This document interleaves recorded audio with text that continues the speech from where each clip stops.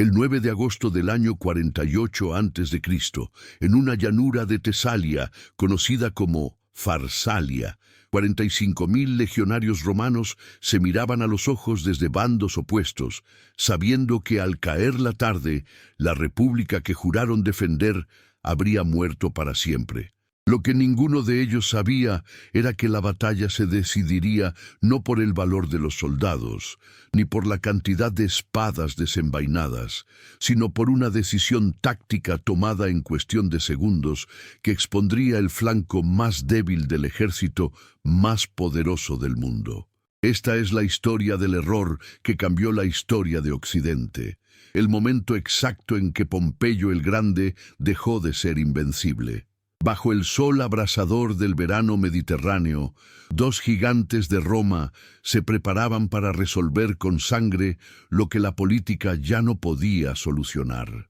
Gayo Julio César, con apenas 22.000 legionarios hambrientos y exhaustos, enfrentaba a Cneo Pompeyo Magno, quien comandaba 45.000 soldados descansados, bien alimentados y respaldados por el Senado romano. Los números no mentían. César estaba en clara desventaja numérica, 2-1 en infantería, 4-1 en caballería. Cualquier general sensato habría buscado la retirada, habría negociado, habría ganado tiempo, pero César no era cualquier general, y Pompeyo estaba a punto de descubrir que la experiencia de décadas podía desmoronarse ante un movimiento nunca antes visto en los campos de batalla romanos. ¿Cómo llegaron dos cónsules de Roma, dos hombres que una vez compartieron poder en el primer triunvirato, a convertirse en enemigos mortales dispuestos a despedazar la república que ambos juraron proteger? La respuesta se encuentra en los años que precedieron a aquel fatídico amanecer en Farsalia, años de ambición desmedida, lealtades rotas y una tensión política que convertía cada sesión del Senado en un campo minado verbal. César acababa de regresar de la Galia tras 9 años de conquistas brutales que habían expandido las fronteras romanas hasta el Océano Atlántico y el río Rin. Había sometido a más de 300 tribus galas, esclavizado a 1 millón de personas y aniquilado a otro millón en combate. Sus legiones lo adoraban porque les había hecho ricos con botines inimaginables.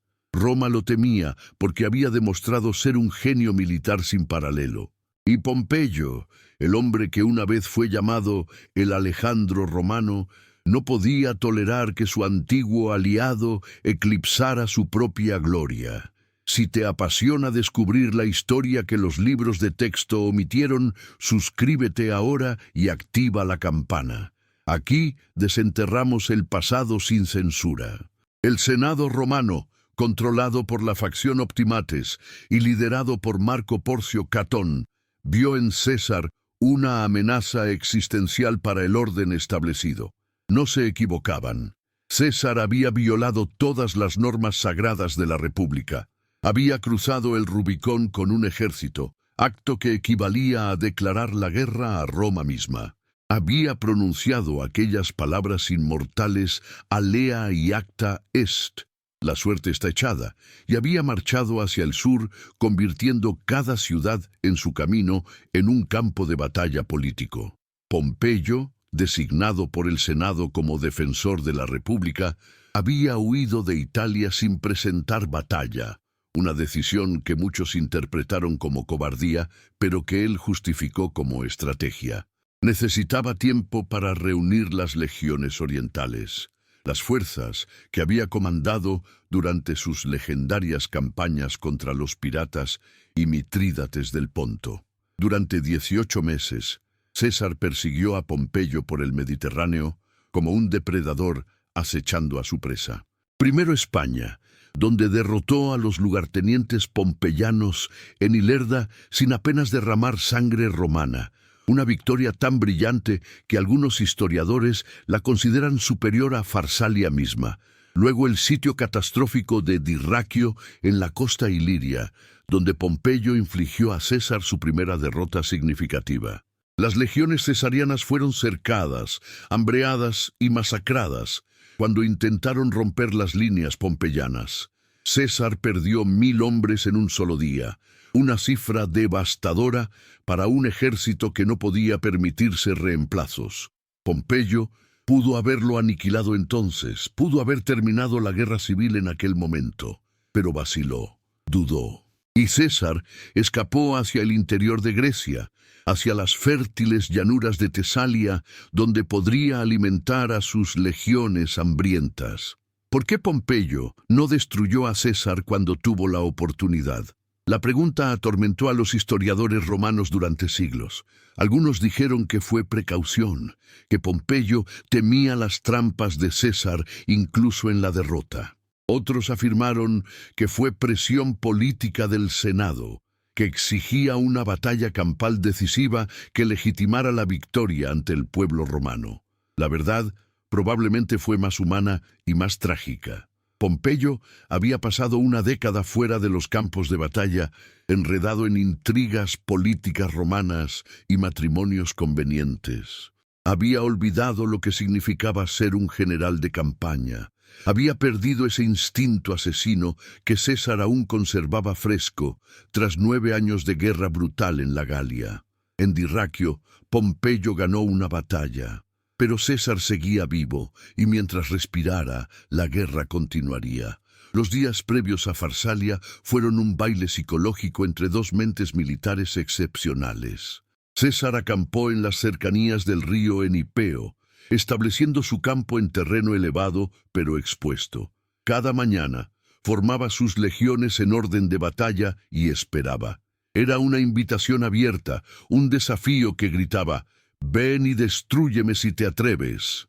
Pompeyo respondía formando sus propias tropas, pero sin avanzar, estudiando las líneas cesarianas con la meticulosidad de un ingeniero analizando una estructura defectuosa. Buscaba la trampa porque conocía a César demasiado bien. Sabía que ningún general competente presentaría batalla en desventaja numérica 2-1 sin tener un as bajo la manga. Durante días, el juego continuó. César ofreciendo combate, Pompeyo rechazándolo. Las legiones de ambos bandos observaban confundidas, preguntándose cuándo comenzaría finalmente el derramamiento de sangre que todos sabían inevitable. Pero dentro del campamento pompeyano, la presión política se volvía insoportable. Los senadores exiliados que acompañaban al ejército, hombres acostumbrados a los debates en el foro y no al barro de las trincheras, exigían acción inmediata. Marco Tulio Cicerón, el orador más grande de Roma, criticaba abiertamente la cautela de Pompeyo en sus cartas privadas. Lucio Domicio Aenobarbo, comandante de una de las legiones, acusaba a Pompeyo de prolongar la guerra para mantener su posición de poder. Tito Labieno, el ex lugarteniente de César que había desertado al bando pompeyano, insistía en que las legiones cesarianas estaban desmoralizadas y listas para romperse. La presión acumulada se volvió intolerable. Pompeyo, el hombre que había derrotado a piratas y reyes orientales, se vio forzado a tomar una decisión que sabía prematura: presentar batalla antes de estar completamente preparado. La noche del 8 de agosto, en el Consejo de Guerra pompeyano, se tomó la decisión fatal. Atacarían al amanecer. La estrategia parecía sólida sobre el mapa de arena. La caballería pompeyana, 7000 jinetes contra los meros 1000 de César, aplastaría el ala derecha cesariana. Una vez eliminada la caballería enemiga, los jinetes pompeyanos flanquearían las legiones cesarianas desde atrás, creando pánico y destruyendo la cohesión militar. Era el movimiento clásico de Canas, la misma táctica que Aníbal había usado para aniquilar 8 legiones romanas 200 años antes. En teoría, era perfecta. En la práctica, asumía que César combatiría según las reglas establecidas. Y César nunca había combatido según las reglas de nadie. En el campamento cesariano, la atmósfera era completamente diferente. No había debates políticos ni presiones senatoriales. Solo había soldados profesionales preparándose para matar o morir junto al comandante que los había hecho ricos y famosos. César recorrió las filas esa noche, hablando con centuriones y legionarios rasos con la misma familiaridad. Conocía sus nombres, recordaba sus hazañas en la Galia, preguntaba por familias que nunca había conocido, pero de las que había oído hablar. Era un teatro brillante, pero también genuino. César amaba a sus legiones porque entendía que eran su único poder real. Sin ellas, era solo un patricio romano más con deudas astronómicas y enemigos poderosos. Con ellas podía conquistar el mundo conocido. ¿Qué pasaba por la mente de César aquella noche mientras observaba las fogatas del campamento pompeyano iluminando el cielo tesalio? Los historiadores posteriores intentaron reconstruir sus pensamientos a través de los escritos que dejó, pero César era demasiado astuto para revelar sus vulnerabilidades. Lo que sí sabemos es que había estudiado cada movimiento de Pompeyo durante meses. Había analizado cada decisión táctica, había identificado patrones y había detectado algo crucial. Pompeyo confiaba demasiado en su caballería. En cada batalla previa, en cada escaramuza, Pompeyo había utilizado sus jinetes como arma decisiva. Era su movimiento característico, tan predecible como efectivo. Y esa predictibilidad era exactamente lo que César necesitaba. El alba del 9 de agosto amaneció clara y calurosa. No hubo presagios dramáticos. No cayeron rayos ni volaron cuervos en formaciones ominosas. Fue un amanecer común de verano mediterráneo, el tipo de mañana en que los campesinos habrían salido a sus campos a cosechar trigo. Pero en las llanuras de Farsalia, 45.000 hombres se preparaban para convertir la tierra fértil en un matadero. Las legiones pompeyanas formaron primero, desplegándose en la formación tradicional romana de 3 líneas. Astati al frente, príncipes en el centro, Triarii como reserva. En el ala izquierda, agrupada en una masa compacta y amenazante, estaba la caballería pompeyana.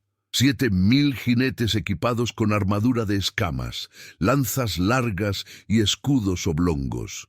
Su misión era clara y letal: destruir el ala derecha cesariana antes de que la infantería entrara en contacto. César respondió con su propia formación, pero con modificaciones que ningún observador pompeyano podía detectar desde la distancia. Colocó sus legiones más veteranas en el ala derecha, directamente opuestas a la caballería pompeyana. Eran legionarios de la 10ª legión, hombres que habían luchado en 100 batallas galas, que habían cruzado el Rin en pontones improvisados, que habían invadido Britania 2 veces. Si alguien podía resistir la carga de 7.000 jinetes, serían ellos. Pero César sabía que resistir no sería suficiente. Necesitaba algo más, algo que Pompeyo no anticipara. Y en ese momento de genialidad táctica que definiría su legado, César tomó 6 cohortes, aproximadamente 3.000 hombres, de su tercera línea y las ocultó detrás de su ala derecha, fuera de la vista pompeyana. Estas 6 cohortes recibieron instrucciones específicas y poco convencionales. No lucharían en la formación tradicional romana, no lanzarían sus jabalinas en salvas coordinadas antes del choque de escudos. En lugar de eso, debían esperar ocultos hasta que la caballería pompeyana cargara. Y cuando los jinetes estuvieran completamente comprometidos con su ataque, las 6 cohortes debían emerger y atacar no con armas arrojadizas, sino con lanzas sostenidas como picas, apuntando directamente a los rostros de los jinetes. Era una táctica improvisada, casi desesperada, que violaba todos los manuales de combate romano. Pero César había observado algo crucial durante las guerras galas. Los caballos de guerra, por muy entrenados que estuvieran, rehuían instintivamente las formaciones densas de infantería que amenazaban sus cabezas y pechos. Estamos documentando cada detalle de este conflicto. Si valoras este nivel de profundidad que no encuentras en otros canales, dale un like y únete a nuestra comunidad. Las trompetas sonaron a las 9 de la mañana. El sol ya estaba alto, convirtiendo las armaduras de bronce en espejos brillantes que cegaban la vista. Pompeyo ordenó el avance general, pero sus legiones se movieron lentamente, conservando energía para el choque inevitable. Era táctica básica romana, dejar que el enemigo se agotara corriendo mientras tú conservabas fuerzas para el empuje final. Pero César conocía ese juego. Sus legiones también avanzaron medidamente, cerrando la distancia entre los dos ejércitos a paso controlado. La tensión era palpable incluso a cientos de metros de distancia. 45.000 hombres marchaban en silencio mortal, solo interrumpido por el sonido rítmico de sandalias clavadas golpeando tierra seca y el tintineo metálico de miles de piezas de armadura moviéndose al unísono. Cuando la distancia se redujo a 200 metros, exactamente el rango efectivo de una jabalina romana, la caballería pompeyana inició su carga. 7.000 jinetes aceleraron en formación de cuña, una punta de lanza viviente diseñada para penetrar y desgarrar. El suelo tembló bajo el impacto de 28.000 cascos golpeando simultáneamente. Era una visión apocalíptica, el tipo de escena que hacía que incluso veteranos experimentados sintieran el sabor del miedo en sus bocas. Los legionarios cesarianos en el ala derecha observaron la carga aproximándose, una masa rugiente de carne equina y acero humano que prometía aplastarlos.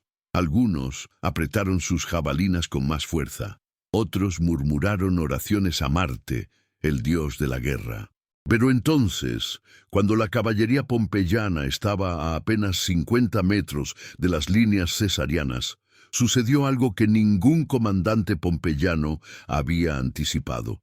Las 6 cohortes ocultas emergieron desde detrás del ala derecha cesariana, formándose instantáneamente en una línea densa y profunda. No lanzaron sus jabalinas como dictaba el protocolo militar romano. En cambio, sostuvieron las armas como lanzas, formando un muro de puntas de hierro apuntando hacia arriba en ángulo de 45 grados, directamente a los rostros y pechos de los caballos que se aproximaban. Y entonces, en un momento que los cronistas posteriores describirían como decisivo, los legionarios comenzaron a gritar al unísono mientras apuntaban específicamente a los ojos de los animales. ¿Qué sucede cuando 7.000 caballos de guerra, entrenados para cargar contra formaciones enemigas, se encuentran repentinamente con 3.000 lanzas apuntando directamente a sus cabezas?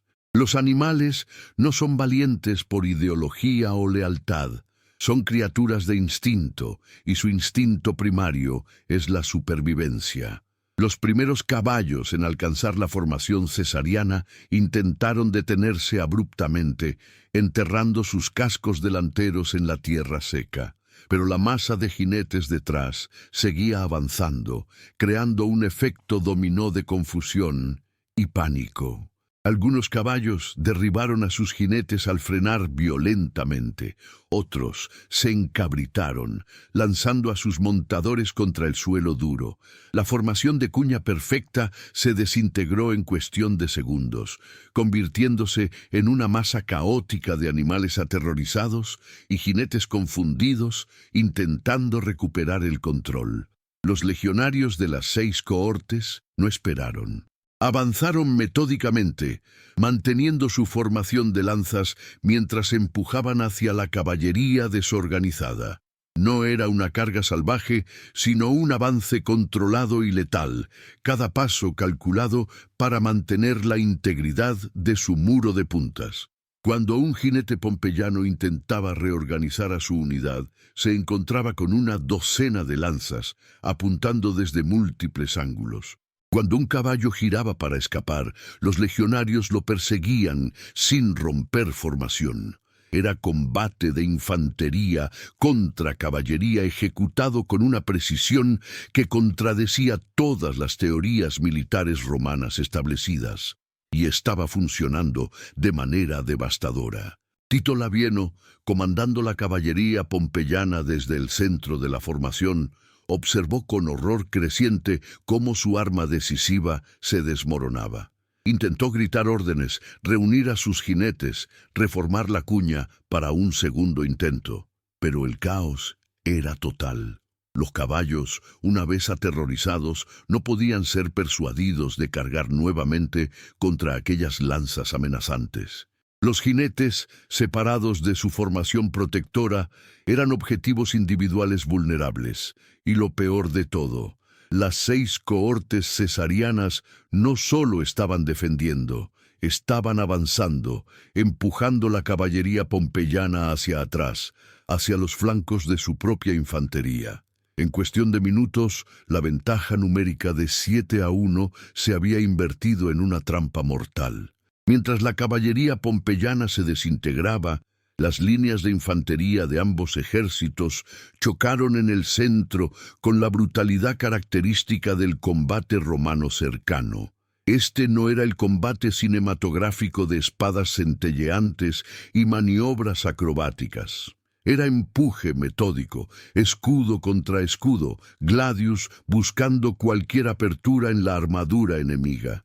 Los hombres no caían con gritos dramáticos, sino que simplemente colapsaban cuando una hoja de 20 centímetros encontraba su estómago o garganta. El sonido era ensordecedor, metal contra metal, gritos de dolor y rabia, órdenes gritadas por centuriones intentando mantener la cohesión de sus unidades. El polvo levantado por miles de pies se mezclaba con el olor a sangre fresca y sudor, creando una niebla sofocante que hacía difícil ver más allá de la línea inmediata de combatientes. En el ala izquierda cesariana, opuesta a la derecha pompeyana, la batalla se desarrollaba según predicciones estándar. Las legiones pompeyanas, frescas y bien alimentadas, empujaban gradualmente hacia atrás a los veteranos cesarianos exhaustos. No era una ruta, sino una presión constante, cada empuje ganando unos pocos metros de terreno. Los legionarios cesarianos resistían ferozmente, utilizando cada truco aprendido en 9 años de guerra gala. Formaban testudinea, formaciones de tortuga, cuando la presión se volvía insoportable, creando murallas móviles de escudos que absorbían el castigo mientras buscaban oportunidades para contraatacar. Pero incluso la experiencia tiene límites cuando te enfrentas a números superiores y mejor suministro logístico. El ala izquierda cesariana cedía terreno lentamente pero inevitablemente. César, observando desde su posición de comando, evaluó la situación con la frialdad de un jugador de dados, calculando probabilidades. Su ala derecha había neutralizado la caballería pompeyana, pero eso solo igualaba el campo de juego. Su centro resistía pero no avanzaba, bloqueado por legiones pompeyanas igualmente experimentadas. Su ala izquierda retrocedía bajo presión numérica. La batalla podría decidirse en cualquier dirección en los próximos minutos. Entonces tomó la decisión que definiría no solo esta batalla, sino el futuro del mundo mediterráneo. Ordenó a su tercera línea, su reserva estratégica, que cargara inmediatamente contra el flanco expuesto de las legiones pompeyanas en el centro. Era un movimiento de alta apuesta. Las reservas eran la póliza de seguro de cualquier comandante, la última línea de defensa cuando todo lo demás fallaba. Comprometer las reservas temprano en una batalla era exponerse a la aniquilación total si el movimiento fracasaba. Pero César había calculado que Pompeyo, confiando en su superioridad numérica y en que su caballería destruiría el ala derecha cesariana, habría comprometido sus propias reservas demasiado pronto. Y César, como siempre, había calculado correctamente. Las legiones de la tercera línea cesariana, 4.000 veteranos de las campañas galas, cargaron en formación oblicua contra el flanco derecho de las legiones pompeyanas centrales, golpeando donde la línea era más débil y menos preparada. El impacto fue devastador. Las legiones pompeyanas, Ya comprometidas en un empuje frontal contra el centro cesariano, no pudieron formar un frente defensivo efectivo contra el ataque de flanco. Los escudos romanos, diseñados para proteger de ataques frontales, eran inútiles contra gladius que venían desde ángulos laterales. Los centuriones pompeyanos intentaron reorientar sus cohortes, girar la formación 90 grados mientras mantenían presión al frente, pero tal maniobra requería tiempo y espacio, y César no les dio ninguno. Las legiones cesarianas presionaron desde ambos frentes simultáneamente, creando una tenaza mortal que apretaba más con cada segundo que pasaba. Y entonces, en el momento crítico, cuando la batalla pendía de un hilo, las 6 cohortes que habían destruido la caballería pompeyana completaron su maniobra de flanqueo. Habían empujado completamente a los jinetes pompeyanos fuera del campo de batalla y ahora giraron 90 grados, atacando la retaguardia de las legiones pompeyanas desde atrás. Era el movimiento de Cannas invertido. Pompeyo había planeado envolver a César con su caballería superior. En cambio, César había utilizado infantería para crear un envolvimiento triple que atrapaba a las legiones pompeyanas entre 3 fuegos simultáneos: frontal, de flanco y retaguardia. ¿Qué siente un soldado cuando se da cuenta de que su formación está rodeada, de que los ataques vienen desde todas direcciones, de que su comandante no tiene respuesta táctica para la situación? Los escritos posteriores de supervivientes pompeyanos describen ese momento con lenguaje casi disociativo, como si sus mentes se hubieran desconectado de la realidad del horror que enfrentaban. Algunos intentaron romper el cerco mediante ataques desesperados contra el anillo cesariano, solo para ser rechazados con bajas masivas. Otros formaron círculos defensivos, escudos hacia afuera en todas direcciones, sabiendo que era una medida dilatoria y no una solución. Los más pragmáticos simplemente arrojaron sus armas y se rindieron, apostando a que la clemencia cesariana los salvaría de la masacre. Pompeyo observó el colapso de su ejército desde su posición elevada en la retaguardia. Los cronistas posteriores escribieron que su rostro se volvió ceniciento, que sus manos temblaron visiblemente mientras sostenía las riendas de su caballo. Este era el hombre que había limpiado el Mediterráneo de piratas en 3 meses, que había derrotado a Mitrídates del Ponto en una docena de batallas, que había reorganizado completamente el Oriente romano.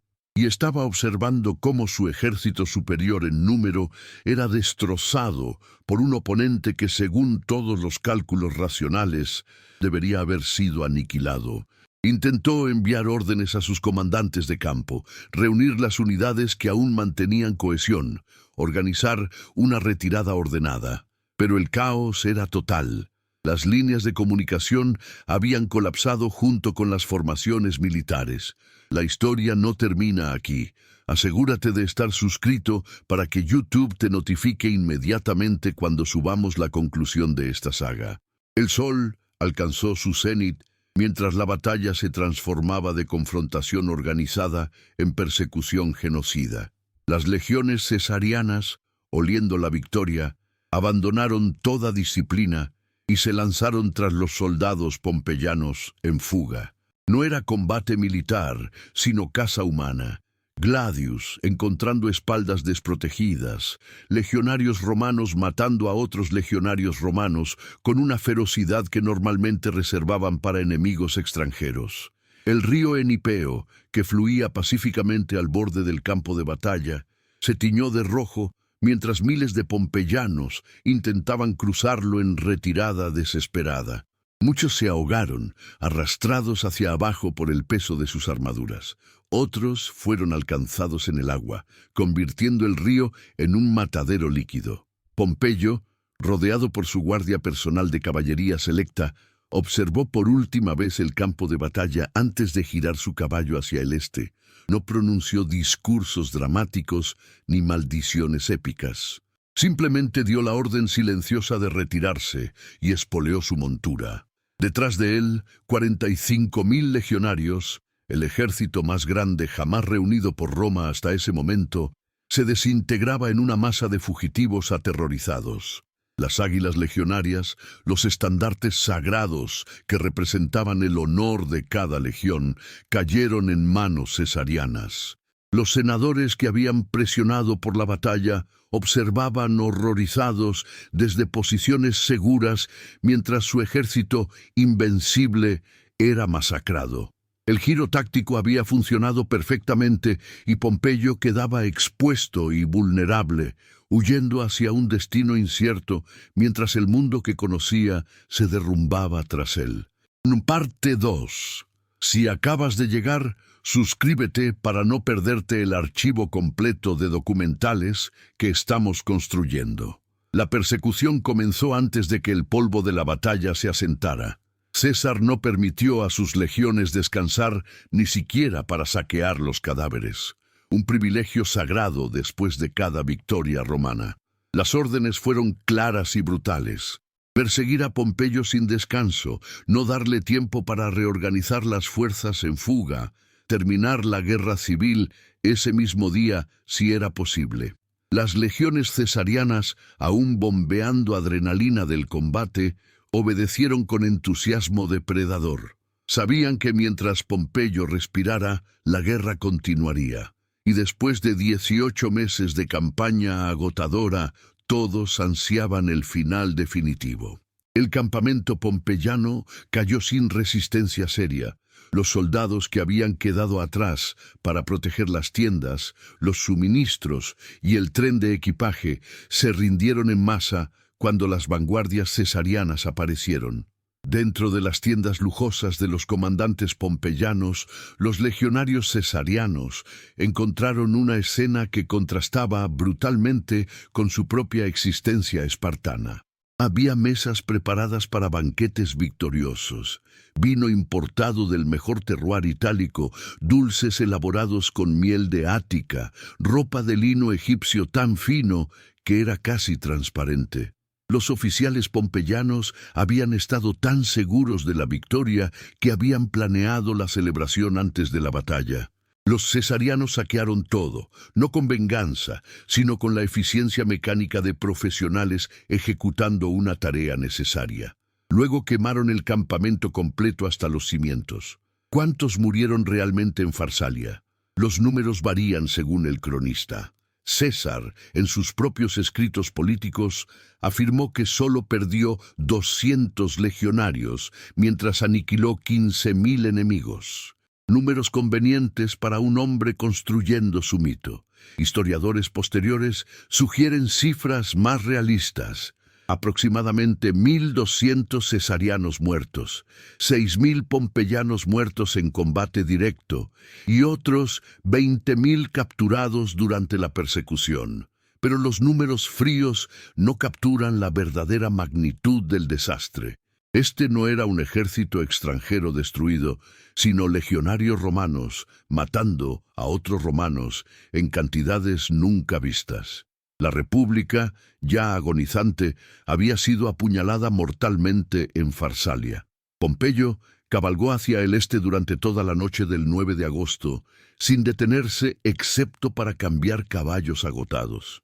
Su destino era Larisa, la capital de Tesalia, donde había dejado su equipaje personal y sus reservas financieras. Pero cuando llegó a las puertas de la ciudad, encontró que los ciudadanos las habían cerrado. La noticia de su derrota había llegado antes que él, y Larisa, como toda ciudad pragmática del mundo antiguo, no tenía interés en albergar a un fugitivo que traería la ira cesariana sobre sus murallas. Pompeyo no perdió tiempo en negociaciones o amenazas. Simplemente continuó cabalgando, ahora hacia el sur, hacia la costa del mar Egeo. Su plan era rudimentario pero sensato. Alcanzar un puerto, encontrar un barco, navegar hacia Oriente donde aún tenía aliados y recursos.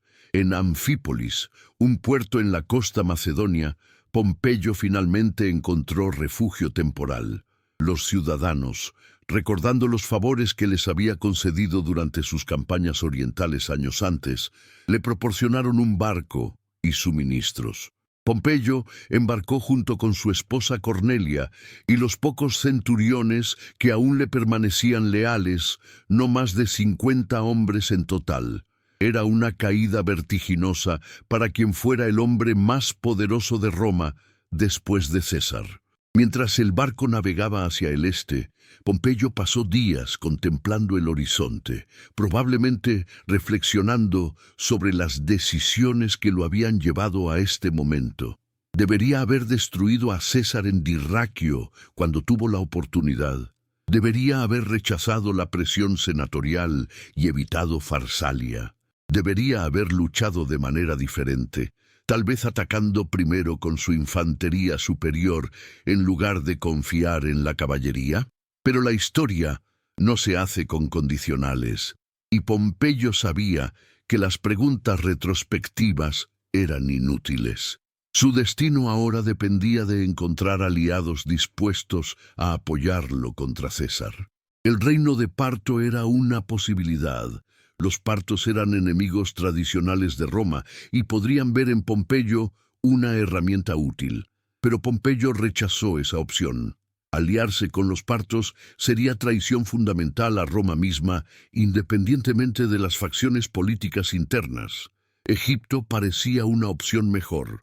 El faraón Ptolomeo XIII era técnicamente un cliente de Roma, y Pompeyo había sido su patrón durante años, protegiendo los intereses ptolemaicos en el Senado romano.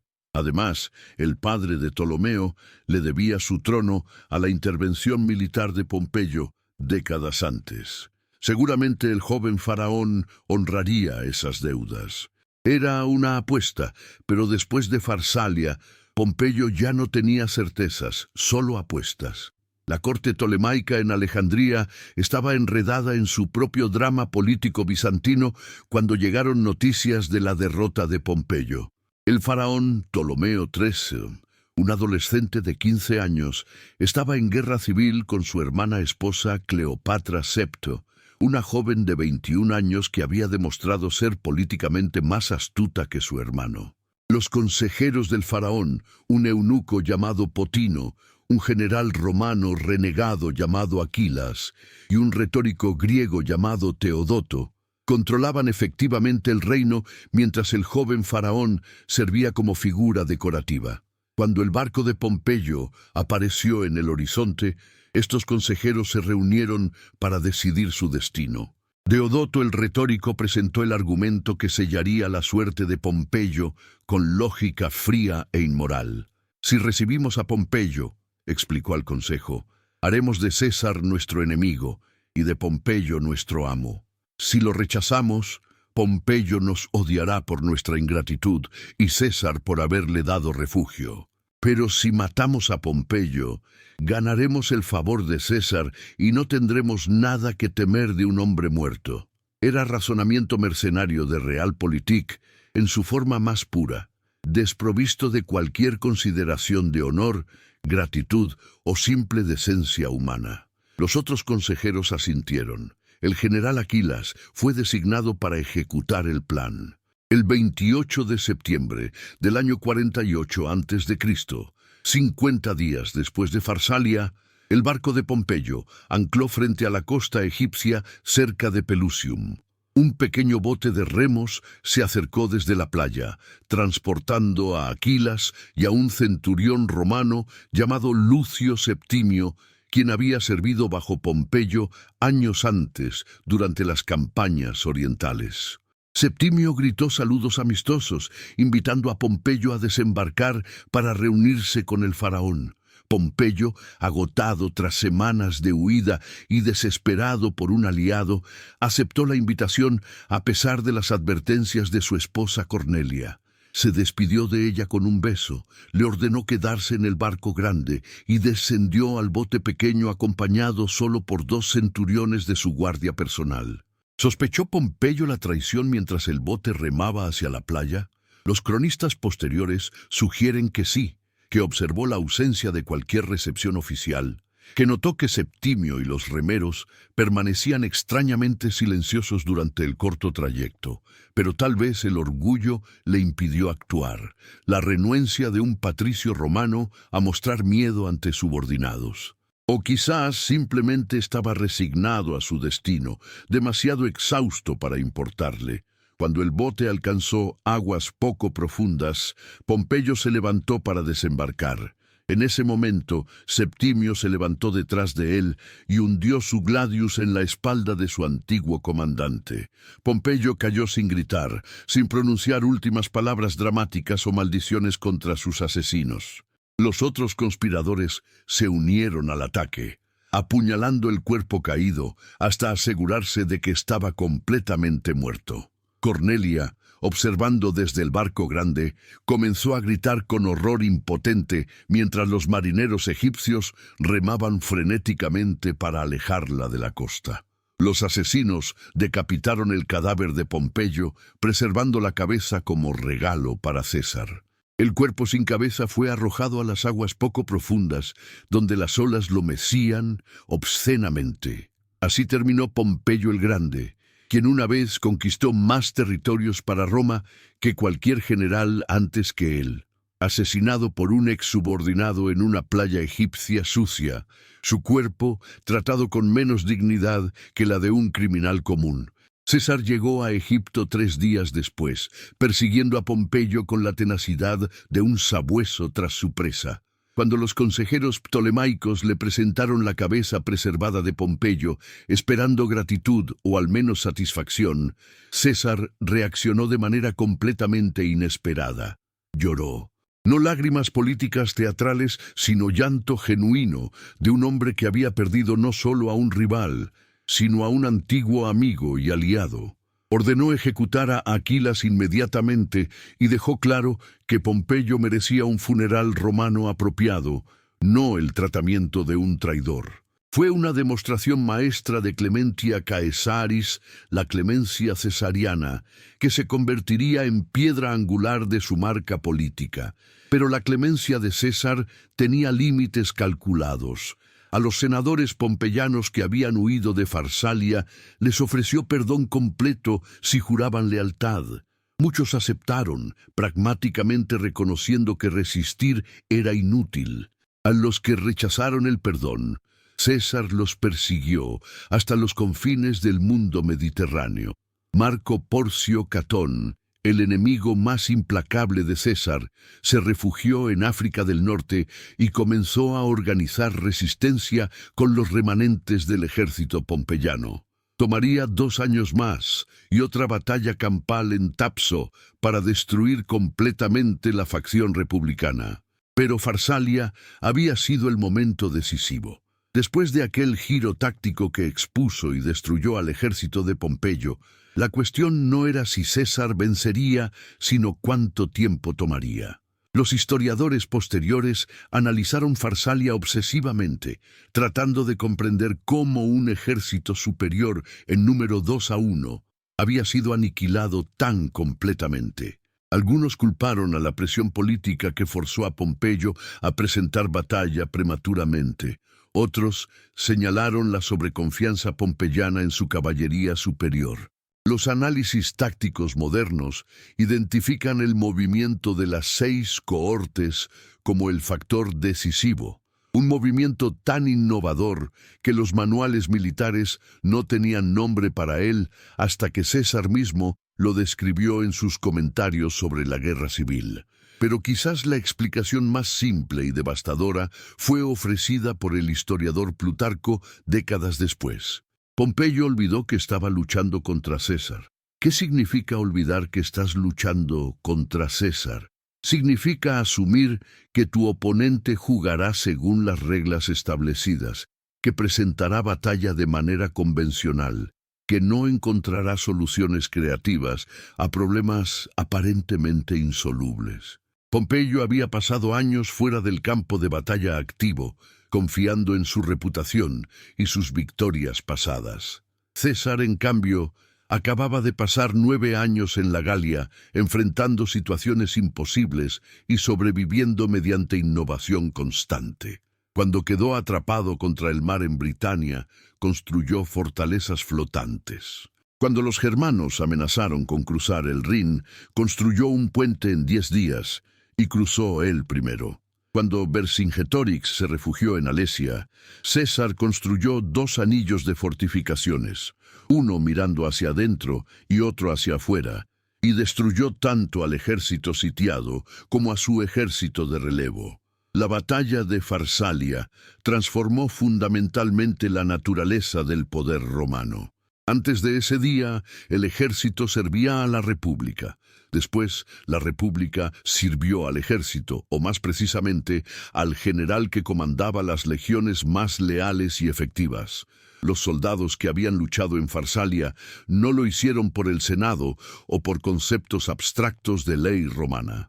Lucharon por César porque César los había hecho ricos, porque los lideraba personalmente en batalla, porque compartía sus peligros y recompensaba su lealtad. Era una transformación de milicia ciudadana a ejército profesional personal, el tipo de cambio que hace imposible la democracia republicana. Las consecuencias políticas se manifestaron inmediatamente.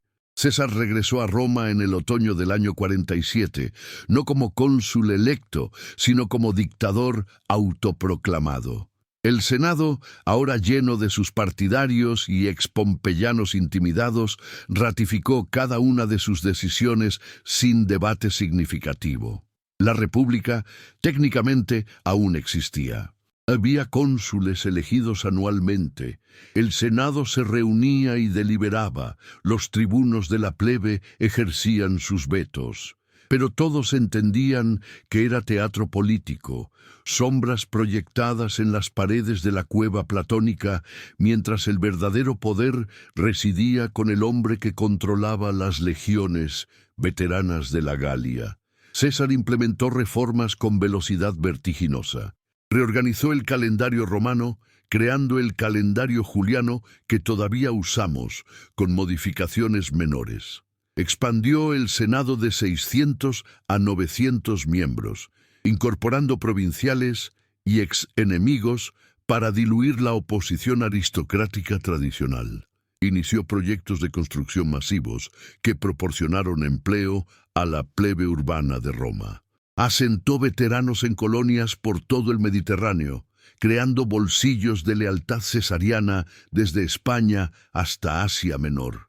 Fue gobernanza efectiva, pero autoritaria, el tipo de administración que resuelve problemas a expensas de la libertad política. Pero el giro táctico de Farsalia no solo cambió la política romana, cambió la ciencia militar occidental para los siguientes 2000 años. El movimiento de las 6 cohortes, usar infantería de manera innovadora para contrarrestar superioridad de caballería, se convirtió en caso de estudio clásico en flexibilidad táctica. Generales desde Napoleón hasta Patton estudiaron Farsalia buscando lecciones sobre cómo vencer cuando estás numéricamente inferior. La respuesta siempre volvía al mismo principio. Innovación táctica vence números superiores, cuando el comandante comprende tanto su propio ejército como las asunciones del enemigo. Irónicamente, el éxito de César en Farsalia sembró las semillas de su propia destrucción. Al demostrar que las legiones leales a un general individual podían derrotar al Estado romano mismo, César validó el camino hacia el poder para futuros aspirantes. Sus propios asesinos, Bruto, Casio y otros 60 conjurados, justificaron su acto citando la necesidad de restaurar la república que César había destruido. Pero no comprendieron que matar a César no mataría el cesarismo, el sistema que él había creado, donde el poder fluía del control militar personal en lugar de instituciones cívicas, sobrevivió su muerte. Su hijo adoptivo Octavio, más tarde llamado Augusto, utilizaría exactamente las mismas tácticas para establecer el Imperio Romano oficialmente. Si quieres que sigamos produciendo documentales de larga duración, la mejor forma de apoyarnos es suscribiéndote. Comenta qué otra historia olvidada deberíamos investigar. El legado de aquel giro táctico en las llanuras de Tesalia reverberó a través de los siglos.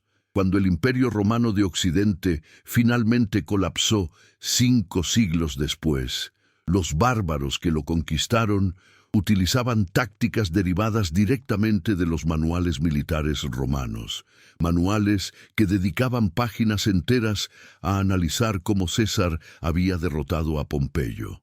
Cuando los bizantinos defendían Constantinopla contra invasores árabes, sus estrategos citaban Farsalia como ejemplo de victoria mediante innovación táctica. Cuando los cruzados marchaban hacia Jerusalén, sus comandantes estudiaban los escritos de César buscando sabiduría sobre cómo mantener cohesión militar en territorio extranjero hostil. La transformación personal de César después de Farsalia fue igualmente significativa. Antes de la batalla, había sido un aristócrata ambicioso, operando dentro de los límites del sistema republicano, empujando límites, pero técnicamente respetándolos. Después de Farsalia, se convirtió en algo completamente nuevo en la historia romana. Un monarca en todo excepto el nombre. Un hombre cuyo poder personal excedía las capacidades de las instituciones republicanas para controlarlo. No fue tanto que César destruyera la república intencionalmente, sino que su victoria expuso cuán frágiles habían sido siempre las instituciones republicanas cuando enfrentaban poder militar concentrado. Los últimos meses de la vida de Pompeyo, desde Farsalia hasta su asesinato en Egipto, ofrecen una tragedia casi shakespeariana de caída desde las alturas. Este era el hombre que el Senado había llamado Magnus, el Grande, cuando tenía apenas 25 años, comparándolo con Alejandro Magno. Había celebrado 3 triunfos antes de cumplir 40, hazañas sin precedentes en la historia romana. Había reorganizado completamente el Oriente romano, creando reinos cliente y estructuras administrativas que durarían siglos. Y terminó decapitado en una playa egipcia sucia por un ex subordinado buscando favor político. La rueda de la fortuna, como dirían los estoicos, gira inexorablemente. ¿Habría cambiado algo si Pompeyo hubiera ganado en Farsalia? Es la pregunta contrafactual favorita de historiadores durante 2 milenios. La respuesta honesta es que probablemente no mucho. La República Romana ya estaba moribunda antes de Farsalia, envenenada por un siglo de guerras civiles, conflictos de clase y expansión territorial que había superado la capacidad de instituciones cívicas diseñadas para una ciudad-estado. César aceleró el proceso, pero no lo causó. Si Pompeyo hubiera vencido, habría enfrentado exactamente los mismos problemas estructurales que hicieron imposible la República. Un ejército profesional leal a generales individuales, desigualdad masiva de riqueza, una plebe urbana dependiente de subsidios estatales y provinciales exigiendo derechos ciudadanos. La verdadera genialidad del giro táctico de César en Farsalia no fue puramente militar, sino psicológica. Comprendió que Pompeyo, como todos los generales exitosos, tenía patrones predecibles. Confiaba en su caballería porque siempre le había funcionado. Combatía de manera conservadora porque no necesitaba arriesgarse con números superiores. Esperaba que César jugara defensivamente, porque cualquier general sensato lo haría en desventaja numérica. Cada una de estas asunciones razonables se convirtió en vulnerabilidad cuando enfrentó un oponente dispuesto a romper cada regla del libro de jugadas militar romano.